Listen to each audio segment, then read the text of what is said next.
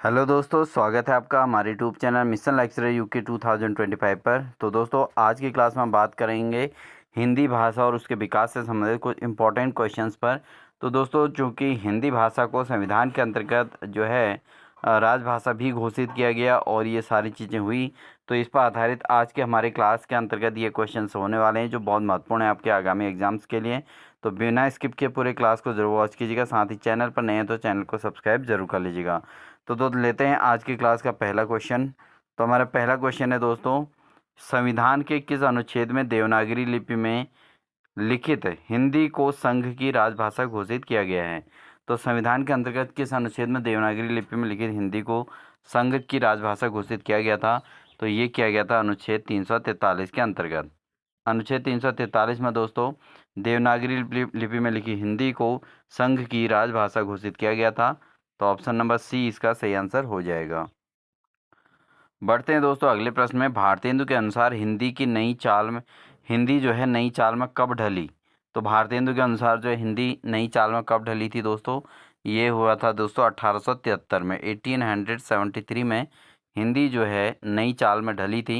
इसलिए option number C इसका सही आंसर हो जाएगा। बढ़ते हैं दोस्तों अगले प्रश्न में। अगला प्रश्न है, भारतीय संविधान के किन अनुच्छेदों में राजभाषा संबंधी प्रावधानों का उल्लेख है? तो भारतीय संविधान के कौन से अनुच्छेद ऐसे हैं जिनमें राजभाषा संबंधी प्रावधानों का उल्लेख किया गया है?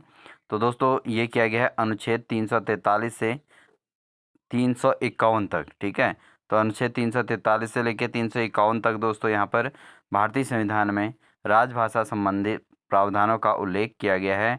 इसलिए ऑप्शन नंबर ए इसका बिल्कुल सही आंसर हो जाएगा। बढ़ते हैं दोस्तों अगले प्रश्न में। भाषा और समाज इस पुस्तक के लेखक कौन हैं? तो भाषा और समाज नामक पुस्तक के लेखक कौन हैं? रामविलास शर्मा, किशोरी दास वाजपेयी, उदय नारायण तिवारी या कामता प्रसाद गुरु? तो दोस्तों भाषा और समाज नामक पुस्तक के जो लेखक हैं वह है रामविलास शर्मा।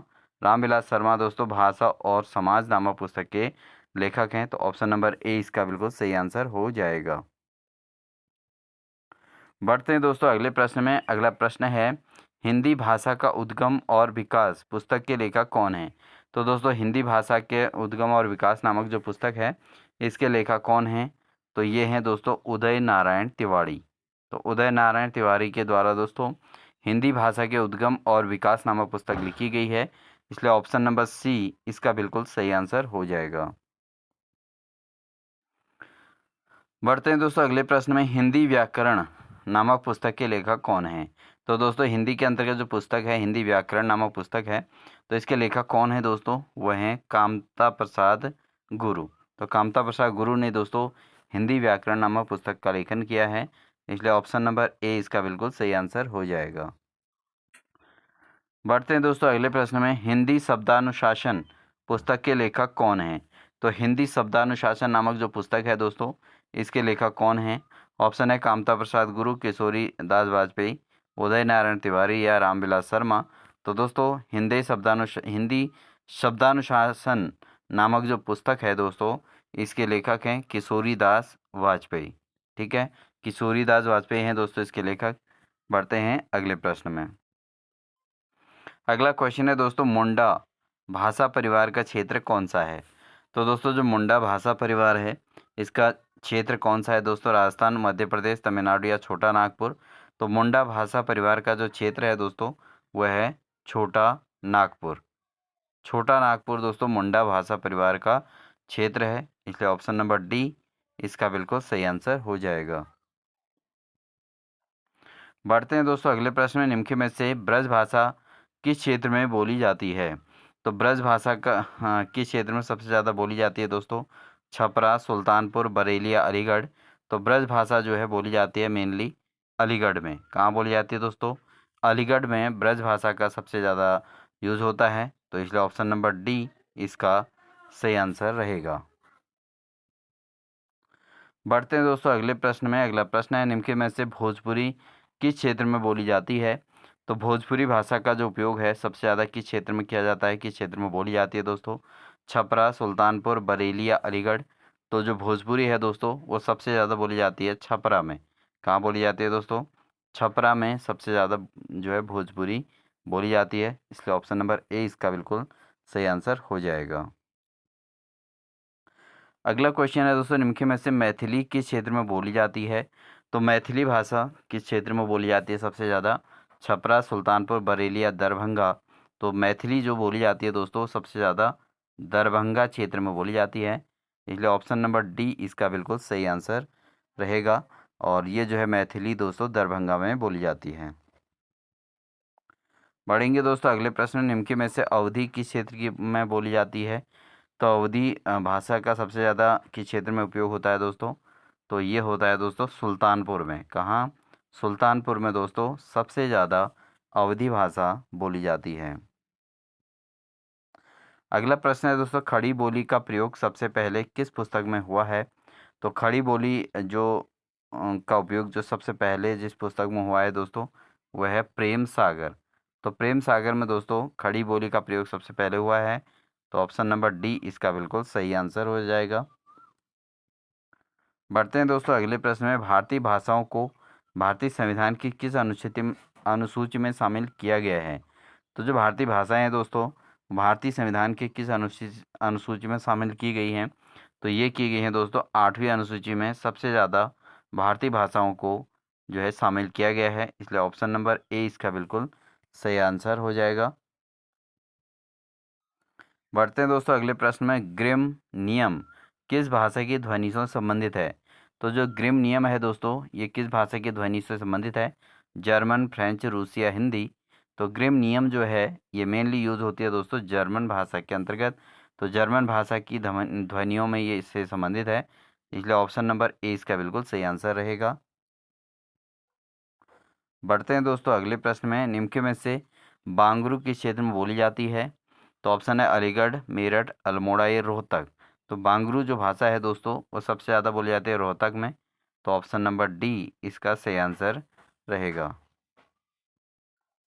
बढ़ते हैं दोस्तों अगले प्रश्न में, अगला प्रश्न है, निम्नलिखित में से कुमाऊनी किस क्षेत्र में बोली जाती है? तो कुमाऊनी सबसे ज़्यादा किस क्षेत्र में बोली जाती है? अलीगढ़, मेरठ, अल्मोड़ा या रोहतक? तो कुमाऊनी भाषा का इनमें सबसे ज़्यादा उपयोग जो होता है अल्मोड़ा में दोस्तों सबसे ज़्यादा कुमाऊनी भाषा बोली जाती है इनमें से, इन चारों में से, तो इसलिए ऑप्शन नंबर सी इसका सही आंसर रहेगा। बढ़ते हैं दोस्तों अगले प्रश्न में, अब यही क्वेश्चन है दोस्तों, निम्न में से खड़ी बोली किस क्षेत्र में सबसे ज़्यादा बोली जाती है? तो अलीगढ़, मेरठ, अल्मोड़ा या रोहतक में? तो जो खड़ी बोली का उपयोग होता है दोस्तों वो होता है मेरठ में। मेरठ में दोस्तों खड़ी बोली बोली जाती है, तो ऑप्शन नंबर बी इसका सही आंसर रहेगा। लेते हैं दोस्तों अगले प्रश्न को, नागरी लिपि का विकास किस लिपि से हुआ है? तो जो नागरी लिपि है दोस्तों इसका विकास किस लिपि से हुआ है? खरोष्टी लिपि, ब्राह्मी लिपि, नाग लिपि या हिब्रू लिपि? तो जो नागरी लिपि है दोस्तों इसका उपयोग हुआ है सबसे ज़्यादा ब्राह्मी लिपि से। किससे हुआ है? ब्राह्मी लिपि से दोस्तों नागरी लिपि का विकास हुआ है, इसलिए ऑप्शन नंबर बी इसका सही आंसर रहेगा। बढ़ते हैं दोस्तों अगले प्रश्न में, निम्न की बोलियों में से कौन सी बोली उत्तर प्रदेश में नहीं बोली जाती है? तो कौन सी बोली ऐसी है जिसका उपयोग उत्तर प्रदेश में नहीं होता है? अवधी, खड़ी बोली, मैथिली या ब्रज? तो कौन सी बोली ऐसी है जिसका उपयोग उत्तर प्रदेश में नहीं होता है? तो वो है मैथिली। मैथिली दोस्तों इनमें से जो है उत्तर प्रदेश में नहीं बोली जाती है, बाकी अवधी भी बोली जाती है, खड़ी बोली भी और ब्रज भी, तो ऑप्शन नंबर सी इसका सही आंसर रहेगा। अगला प्रश्न है, पुरानी हिंदी नामकरण किसने किया? तो पुरानी हिंदी जो है ये नामकरण किसने किया था? हजारी प्रसाद द्विवेदी, रामचंद्र शुक्ल, ईसा अल्लाह खां या चंद्रधर गुलेरी? ठीक है, तो यहाँ पर दोस्तों पुरानी हिंदी नामकरण जो किया था ये चंद्रधर शर्मा गुलेरी के द्वारा ही किया गया था, तो ऑप्शन नंबर डी इसका सही आंसर रहेगा, क्योंकि पुरानी हिंदी जो नामकरण किया था वो चंद्रधर शर्मा गुलेरी के द्वारा किया गया था। बढ़ते हैं दोस्तों अगले प्रश्न में, हिंदी को राजभाषा के रूप में मान्यता कब मिली थी? तो हिंदी को जो राजभाषा के रूप में जो मान्यता मिली थी दोस्तों वो मिली थी 14 सितंबर 1949 को। इसको आप ज़रूर नोट कर लीजिएगा, 14 सितंबर 1949 को हिंदी को राजभाषा के रूप में मान्यता दी गई थी, इसलिए ऑप्शन नंबर बी इसका सही आंसर रहेगा। बढ़ते हैं दोस्तों अगले प्रश्न में, निम्नलिखित में से हड़ौती किस क्षेत्र में बोली जाती है? तो हड़ौती जो भाषा है दोस्तों ये किस क्षेत्र की बोली है दोस्तों? उत्तराखंड, उत्तर प्रदेश, राजस्थान या मध्य प्रदेश? तो हड़ौती जो बोली जाती है दोस्तों बोली जाती है राजस्थान में। कहाँ? राजस्थान में दोस्तों हड़ौती बोली जाती है, तो ऑप्शन नंबर सी इसका सही आंसर रहेगा। बढ़ते हैं दोस्तों अगले प्रश्न में, निम्न में से बघेली किस क्षेत्र में बोली जाती है? तो जो बघेली भाषा है दोस्तों, वो जो है मुख्यतः बोली जाती है मध्य प्रदेश में। कहाँ बोली जाती है? मध्य प्रदेश में बघेली का यूज होता है दोस्तों, इसलिए ऑप्शन नंबर डी इसका सही आंसर रहेगा। अगला प्रश्न है दोस्तों, निम्न में से गढ़वाली किस क्षेत्र में बोली जाती है? तो गढ़वाली दोस्तों मुख्यतः उत्तराखंड, उत्तर प्रदेश, राजस्थान या मध्य प्रदेश, कहाँ बोली जाती है? तो ये बोली जाती है दोस्तों उत्तराखंड में। ठीक है, तो ऑप्शन नंबर ए इसका सही आंसर रहेगा। बढ़ते हैं दोस्तों अगले प्रश्न में, निम्न में से कन्नौजी किस क्षेत्र में बोली जाती है? तो कन्नौजी भाषा जो है दोस्तों किस क्षेत्र में सबसे ज़्यादा बोली जाती है? ये बोली जाती है दोस्तों उत्तर प्रदेश में। कहाँ? उत्तर प्रदेश में सबसे ज़्यादा जो बोली जाती है ये कन्नौजी बोली जाती है दोस्तों उत्तर प्रदेश में, इसलिए ऑप्शन नंबर बी इसका सही आंसर रहेगा। अगला प्रश्न है दोस्तों, निम्न में से बांगरू बोली में प्रयुक्त होने वाला क्रिया रूप कौन सा है? तो बांगरू जो बोली है दोस्तों, इसमें प्रयुक्त होने वाला क्रिया रूप कौन सा है दोस्तों? वह है करो। करो दोस्तों बांगरू बोली में प्रयुक्त होने वाला क्रिया रूप है, इसलिए ऑप्शन नंबर ए इसका सही आंसर रहेगा। अगला प्रश्न है, निम्न में से अवधी बोली में प्रयुक्त होने वाला क्रिया रूप कौन सा है?